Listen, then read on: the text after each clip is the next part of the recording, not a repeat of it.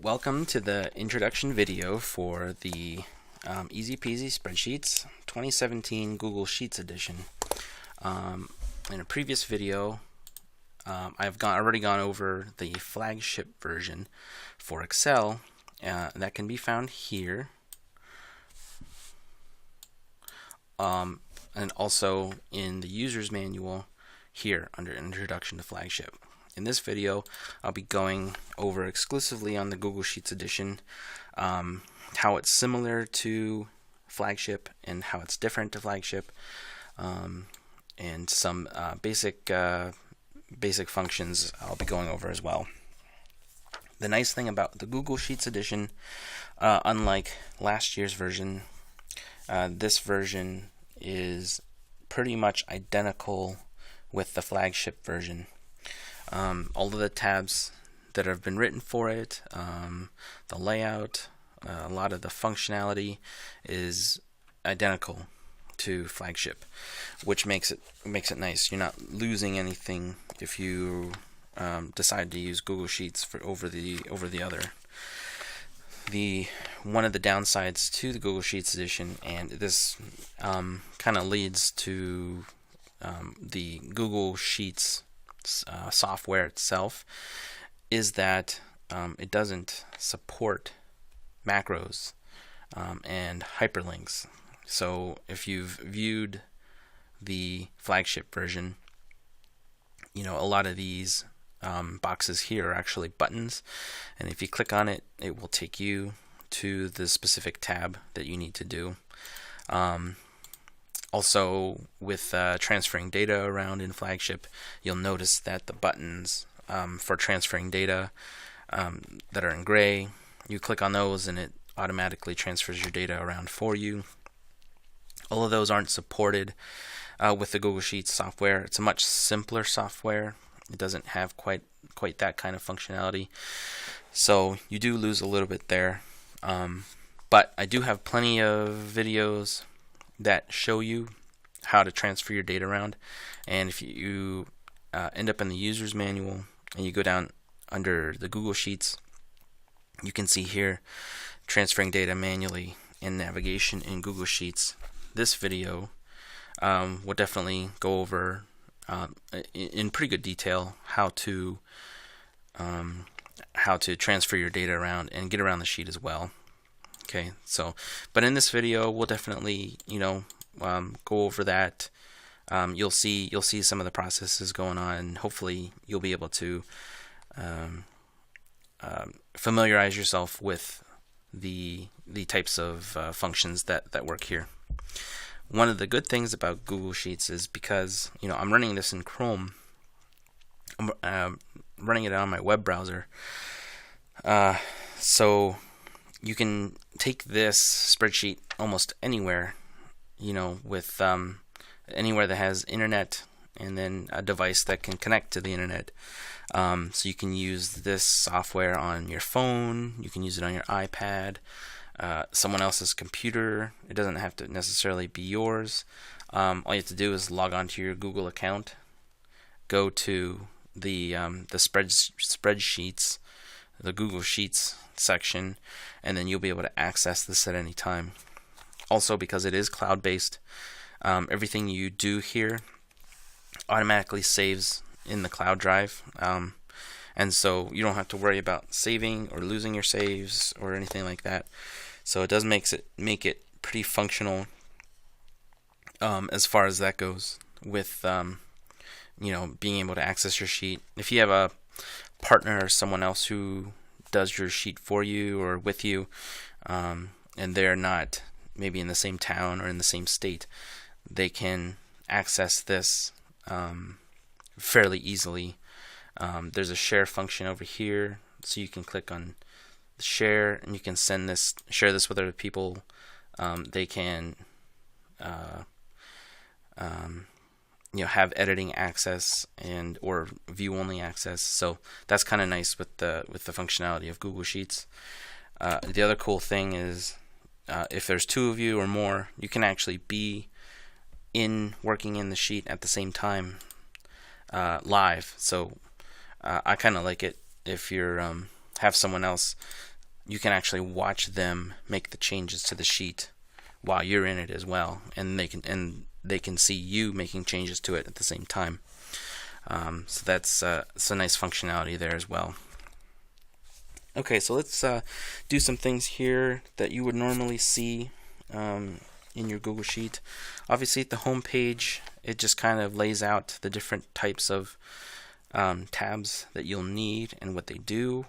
Things for receipts, sales, expenses tracking, analysis, and then managing your finances and your products and inventory. Obviously, these aren't buttons. You'll just have to use the navigation bar at the bottom. So what I'm going to do here is, once you get your sheet, enter in your name and then what date you started your business. 2016. Okay. This date's just kind of an arbitrary date. You can either be when you got your inventory or when you onboarded or when you got your call. Just to give you an idea of how long you've been doing this. Okay, so a couple things to look over. Obviously, your products are all managed here. The worksheet can't work without having the master data for each product here. So style code, the categories and styles, the size, wholesale cost, retail price. And definitely, I'm not going to go into too much detail on a lot of these, so if you have any questions about something like a specific tab, again, refer to the user's manual and view the FLAGSHIP videos. While they are written for FLAGSHIP, like I said earlier, because they are identical, you can definitely go back and view, just kind of get the concept of what the tab is doing. Okay. So obviously, starting out, you want to review your products. Okay, your inventory summary is here. Okay, with some data already in. Okay, so what I'm going to do first is I need to create an order. Okay, so I'm going to go here. Now here's an order already in, but there are multiple ones. So that one already has an order. So there's 2 filled. Okay, this one's empty. So I can definitely use this one. It could be where I'm waiting on the other 2 orders to come in. I can come in here and then place another order and have that available to me. So we'll just call it today. Okay, I'm going to put down what I need. Let's just say I want some leggings. And let's just get leggings. Okay, 30. Now, one thing to note is these are quantities are single pairs. As you sell leggings in single pairs, so the quantity you manage within this spreadsheet is also in single pairs. But when you go to build, you'll want to divide by 2 to get what you should order in 2 packs. So once I have my order here, let's get some medium Irmas. Okay, that's our order. Obviously, when I go to build, this will be 15, 15, and 10. Okay, we place the order in build. Okay, that's the order number. Discount, the 5% discount. The shipping is the expedited, and so we ended up paying $781. Okay. Optional, if you want tracking number put there, you can put there as well. And let's say a week later, it finally arrives. We count up everything we got. We got our 30. Okay. I am going to say that we actually had one of the Irmas missing. So now you can see here, the variance shows up as -1. The transfer to miss table actually shows up with the -1 Irma. If you have multiple items like so, you will actually see the table build itself based on what you have. Okay, so that's kind of a cool feature there. Okay, now once the shipment is in, everything's counted, you've paid for the inventory, you need to receive it into inventory. There's two ways you can do it here. So the first way is to transfer this to the R manager. Okay, let's see, 03. Yeah, R manager right there. Okay, I'm going to paste special paste values. It's important whenever pasting data in Google Sheets to use that setup. I kind of go through that a little bit. It's not showing right now, but in your home page that you need to use the paste special paste values. It's so that you get a clean transferred data. Okay, this part needs transferred. Special paste values. Okay, this is not back order items received in. And then the last part was there was a OMGR3 transfer to miss. So we have a missing item, miss. Okay, there's a couple there already, but we're going to add some Irmas there. Okay, and you can see the Irmas ended up on the active list. Okay, now what's in Receipts Manager, we can do a double review or an extra review of your data here. There's our inventory purchases, there's our receipts. So then all we need to do is copy this, go down to the next blank line, paste special paste values. Okay, this should fill in once Google Sheets catches up. We'll let that catch up. And then these three transfer to in per paste special paste values. Okay. Yep, now we're caught up. Okay, now everything's received in. Okay, so then we can clear out the gray cells in the Receipts Manager, and then that's good to go.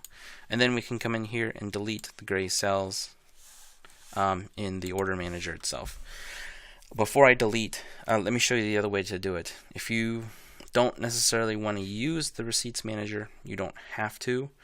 The reason I have you going to the Receipts Manager before going to Receipts is just because you can generate this section here for your inventory purchases. Obviously you don't have to, you don't need to, but if you like having it generate this report over here for you, that's definitely something you can do. The other thing you can do is take these and deliver them right into the Receipts Manager itself, not the Receipts Manager, but the Receipts Ledger, and then you'll have to enter in the date manually. Oops. You can also copy and paste there as well. So that's all the Receipts Manager is doing, is it's compiling your data into a usable form, so then you can transfer it into the Receipts tab, but you don't need to. If you know how to work spreadsheets a little bit, you can definitely bypass that and enter it directly from the Order Manager into the Receipts Manager. The one thing you will want to know is how much you paid for the invoice cost and your order number in order to transfer to the Inventory Purchases tab. 125.781. So I will actually go ahead and enter this in manually. Okay. Oops. This is why we paste special, because that carried over incorrectly. There we go. 781. Okay, so there's the two methods of transferring your data over. Now that we received our order in, then we'll just clear out the Order Manager so it's ready for the next time we need to make an order.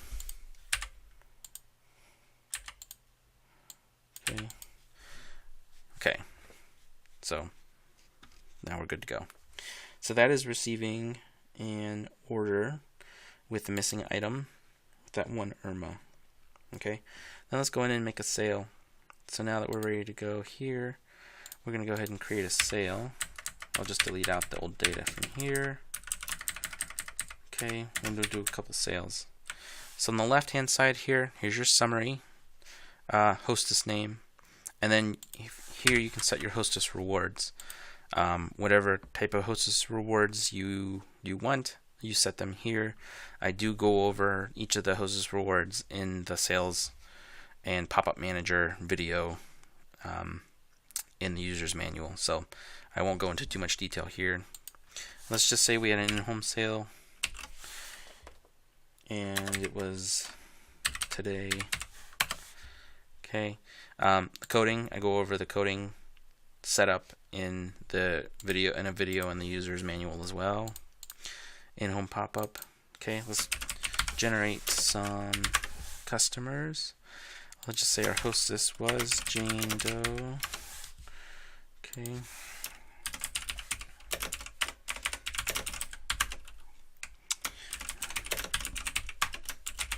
Well, that's pretty good. Okay, so some customers there. We'll duplicate them.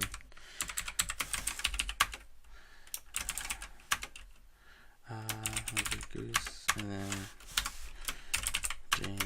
Okay. Oops. Okay. Let's see. Jane wants it's the leggings party. Okay. You can copy. I'm just copying and pasting. Control V, Control C, Control V. Just generate some sales. Let's get rid of them. Okay. And actually, we'll put one more item for me. Okay. So this is, I like Irma's. Okay. This is generally what a pop-up for sales typically looks like. The customer and then what they bought, and then the quantity. Usually it's one piece. You can put multiple pieces in. You know, go really wild and buy really like leggings, so I got 10. If you're applying discounts in other items on top of the sale are over here to the right.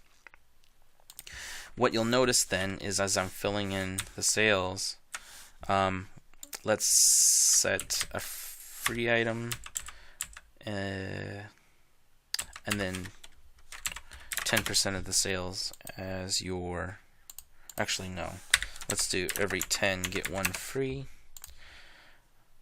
Okay, yeah. So here's the summary. We sold 520 to 17 items. 20 items. 17 of which were not purchased by the hostess. So Jane Doe bought 3 items that don't count towards that, and so the sales that goes towards her hostess rewards are 435 and 17. If you do decide that you want her sales to count towards it, you would just put an X here and it would change that for you. So for the hostess rewards, Jane Doe as the hostess gets 2 free items. 1 free up here, and 1 for surpassing the first threshold for buy 10. Get 1 free. Okay, so then what we're going to do is apply that here. So it's an each free code where she needs a full discount. Okay, so I'm just applying her hostess rewards there, because they were free items, and then I'm going to give a discount reason code of H free, because that's where the category was for the hostess reward there. Okay, now you can see that I've done that. The 2 has now moved to the redeemed column, and then now that she has 0 hostess rewards remaining. Okay, let's just do a couple of the partial discounts here. This is a good time to check on our shop credits. Let's give Mary Smith a coupon code, okay, for $20. Okay, and then so I'm going to go back, and let's say for the leggings here, she actually used up those $20. and the coupon code was Mary Smith. Okay. Let's give a partial discount since for buying so many leggings. And then no shipping because this was an in-home pop-up. If you're shipping to them and you charge a shipping fee, then you would use that for there. Okay. Let's add one more.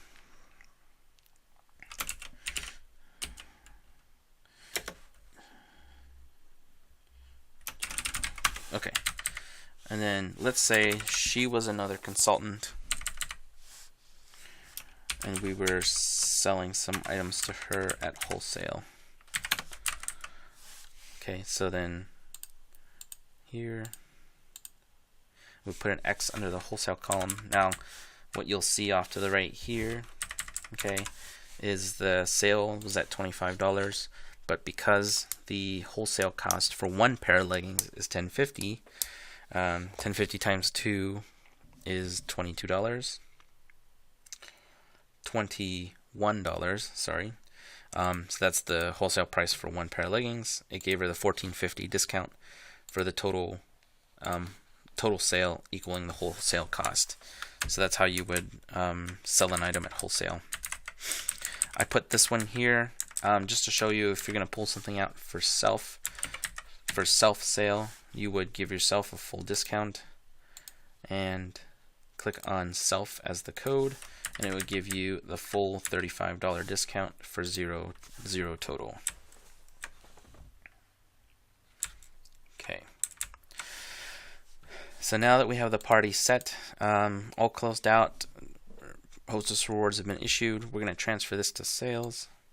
So I'm going to copy everything below this yellow bar. Okay, copy. And then I need to go to sales. Sales. Okay, this is old data, I'll delete this. Okay, find the next open row, paste special, paste values. Okay, there's our sale. Now that we've posted it to sales, this coupon code should apply. So if we were to go to credits, once Google catches up, there, it changed the redeemed to $20, balance of 0, and a depleted marker of 1, showing that that's a depleted coupon code. Okay, transferred to sales. We need to go, okay, everything to the left is okay. In case you wanted to track shipping items for the customer, you can use that there. The reordering worksheet we'll get to in a second. I want to get to the giveaways. So we had a couple giveaways here. So I want to track those into the Give tab. Copy everything under the bar. Give. Open first open row. Paste special, paste values. Okay, and then you can make notes here if you need to. I'm going to go back. Okay, I'm going to scroll down a little bit more. Now this is the self. So there was one item pulled for self. Same deal as give. Copy. Paste special, paste values. And then notes. There. Okay, so we can track all the items that we withdrew for ourselves. Okay, and then here finally at the bottom, here's the data for the P-track, so we can trend all of the pop-ups that we've done throughout the year. So we're going to copy everything under the yellow bar. Next open row, in P-track, next open row, paste special, paste values. That fits nicely there.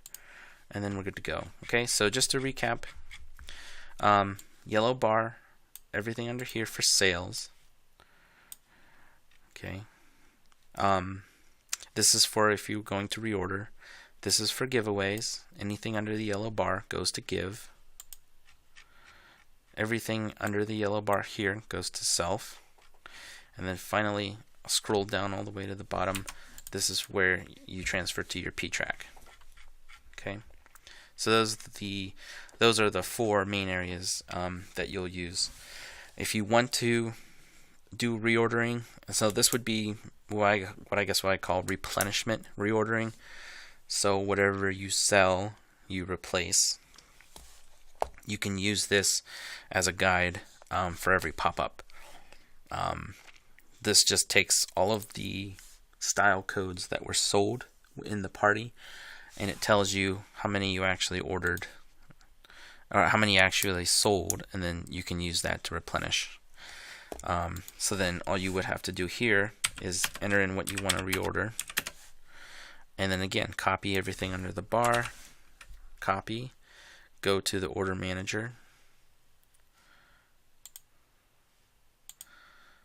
and then right here paste special, paste values, and then that tells you, that sets up your next order. And then you can build the order, enter it into build, place the order, get the order shipped to you, and then receive it like we did at the beginning of this video. Okay. So once you've done everything here, you've all the data transferred, you've reordered if you need to, and then all you have to do is clear the party. So we're going to clear everything in a gray cell. Gray cell, these are gray cells. These are white cells, so we won't delete those. Okay. We can delete your hostess rewards, but you can keep them there if you use the same every time. There. Okay, so you can see now that we have everything cleared. This is clear. This is all clear. These will want to delete. See, these went away. Same with those. And then down at the bottom, these are all cleared out and zeroed. Okay, so that's how to start a party, fill in a party, review your party, process the stuff, the data from your party, and then to clear out the party. So that's kind of a nice overview of how that works. Okay. Let's go to the receipts manager here. The reason I'm here for this is, while using the order managers to handle orders from LuLaRoe, this would be orders from anywhere else. So from other consultants, consultant swaps. Trying to think what else. Oh, if you get back orders shipped in, if you bought items at retail, all of this would occur here. And I actually do cover that in the user's manual under this, receiving inventory for free or at retail cost or any price in between. So that covers it in a little bit more in depth. But what I want to do here is, let's just say that we received our Irma in return. So we'll go to the receipts manager. We'll just say back order free, because you've already paid for it, and 1, and then yes for back order item. So then all we need to do here is copy, paste special, paste values. You can send this to inventory purchases if you want, just to put a record of it.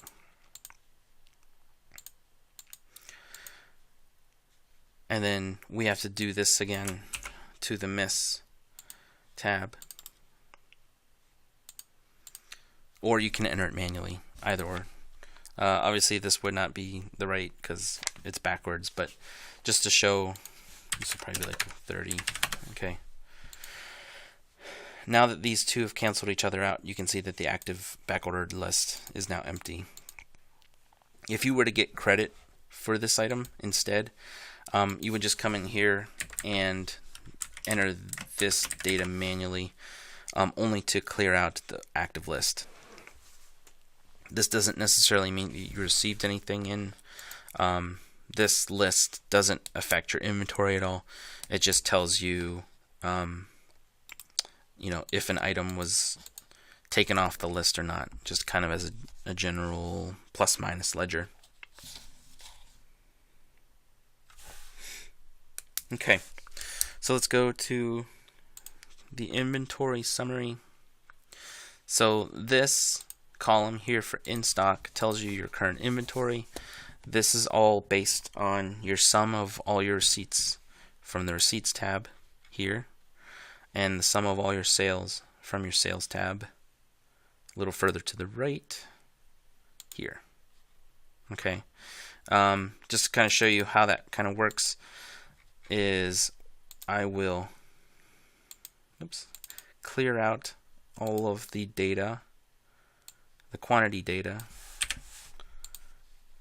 from sales and then receipts, just to kind of show you. Okay, once that catches up, this should be a 0 column.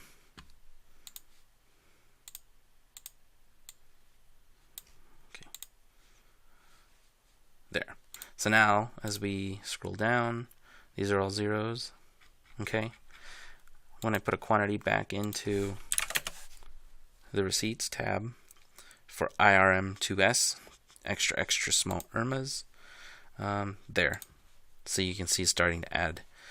If we go to sales, actually let's go to receipts and add some of those leggings back in. Okay, 10 pairs of leggings, one size. There, 10. So now then, as if we go to sales and we had 1 sold in the sales tab, that should reduce itself to 9 once the spreadsheet catches up.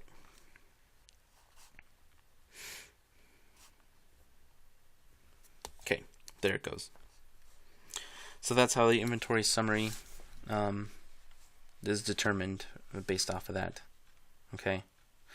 On order is based on the sum of all your 3 order managers. So this just tells us what we have on order. To order is a pretty cool metric for helping you identify which items you need to order based on your needs and so forth. I won't go into much detail for this part here. I definitely do go over it in the user's manual under, I believe,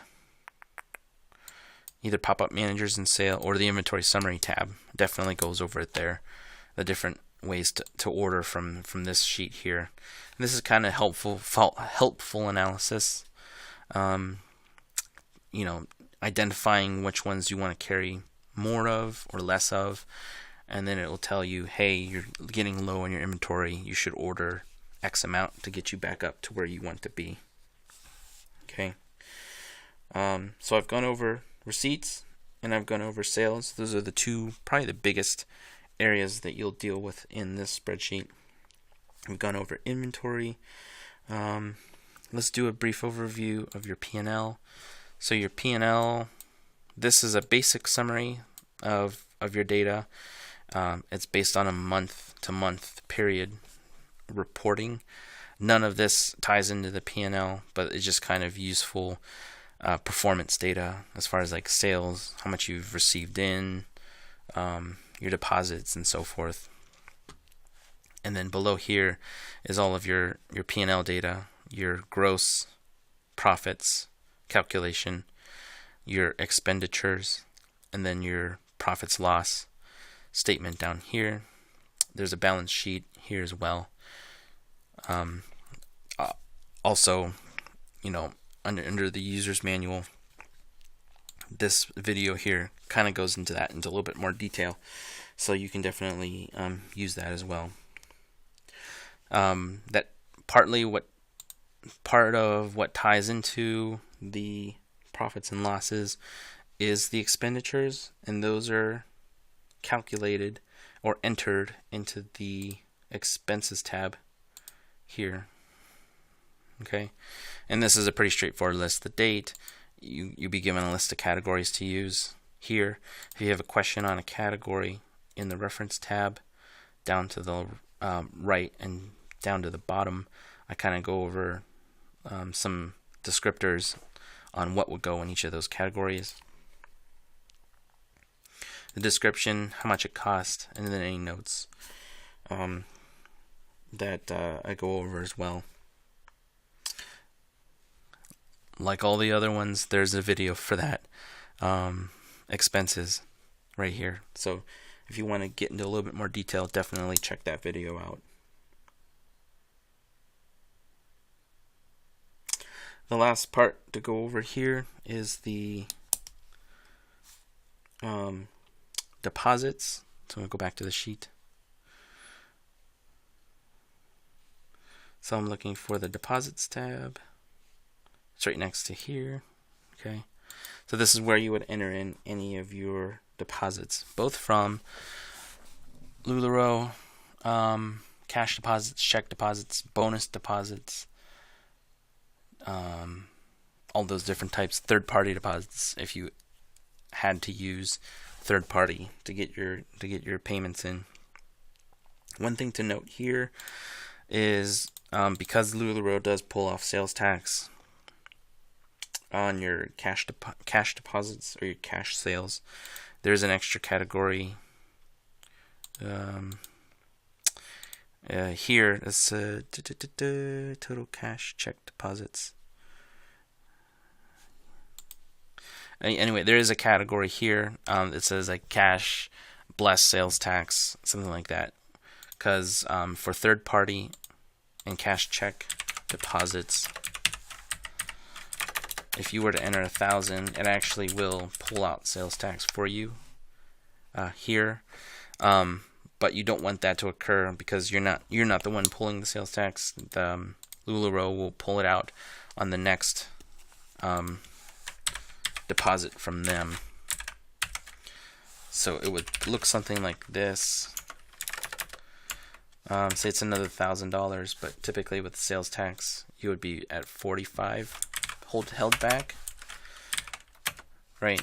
But instead it would be 90 because the 45 comes from this deposit and the other 45 comes from this deposit. So it would be doubled up there. So you want to use that extra category. Okay. Yeah, that pretty much covers the kind of the general layout and the general functionality of the Google Sheets. Hopefully you've been able to kind of view how the spreadsheet works as far as getting data in, moving data around, transferring data from different tabs, and then being able to analyze the data.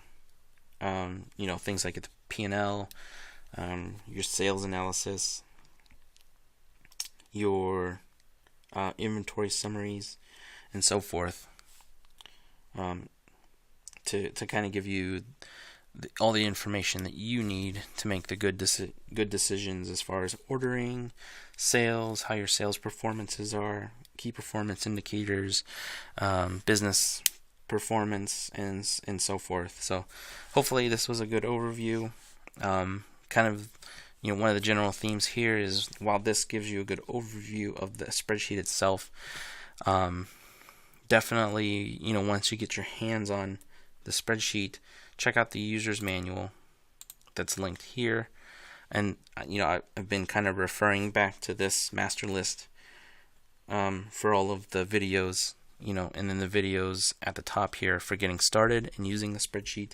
Definitely drill into the more details to give you a better understanding of each of the tabs and what they do, and so you can maximize the potential of the spreadsheet and what it can do for your business as well. Hope you enjoyed the video, and I hope to see you on another one in the future.